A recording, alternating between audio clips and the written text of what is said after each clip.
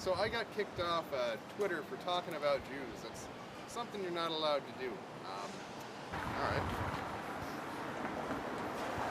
In women's room, right? That's right. Yeah. Patrick Little, right? Yes. Patrick, why are you here?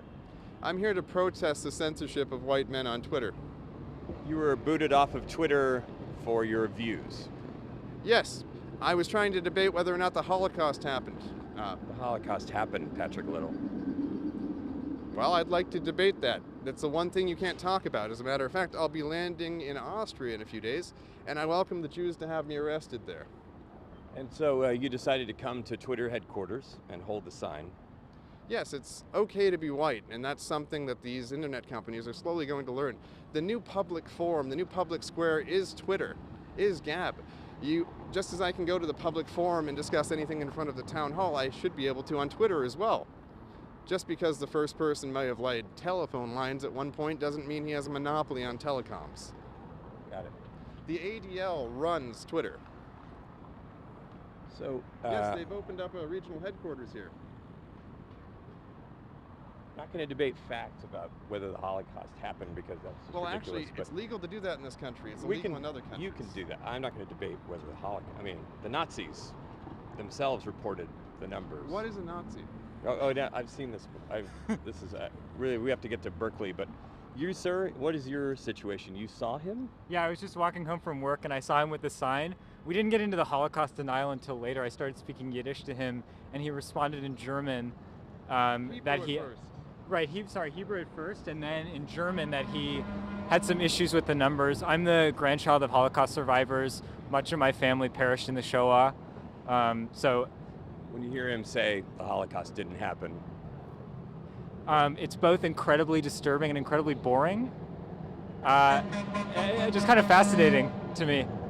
But I felt like really the only thing I could do was stand here and make a sign and then invite my friend and comrade to make another sign. So we've been standing out here for a couple hours. It's very well if he has the free speech to say these things. I personally don't think he has, but as long as he does, we have the free speech to stand here and denounce him. his point is that Twitter kicked him out of the public square. Sure, I mean, whatever, Twitter's a private company. I think hate speech should be restricted. That's just my belief. Speech which is hateful, speech which is threatening, speech which puts people's lives in danger. This guy in a very In subtle... this country, speech is free. is free, yeah. With very few limitations, whether you know, That's you true. agree And with it we've or not. seen what has happened when, speech has gone unchecked. So bottom line here, do you agree with Twitter taking them out of, as he calls it, the town square? Yeah, of course. Yeah, no Nazis on Twitter, no Nazis anywhere. What's a Nazi? You're a Nazi, bud. Okay, so a Nazi is any white that stands up for his people. No. What is That's a Nazi? not what you did. You stand here as a white person, and then you start disputing the numbers of how many people perished in the Holocaust If I come up with some cruel-sounding word for a Jewish person, and I constantly use this slur against any Jew that stands up for their people, and if I mention perhaps the 20 million Christians, ethnic Europeans, that the Jews starved to death in Ukraine on purpose to ethnically cleanse the country in the 1930s, what would you say to that? I mean... So I'm not going to engage in a debate with you because that's completely pointless and would only be giving you exactly what you want, and I have zero interest in debating you. What about the genocide in Palestine?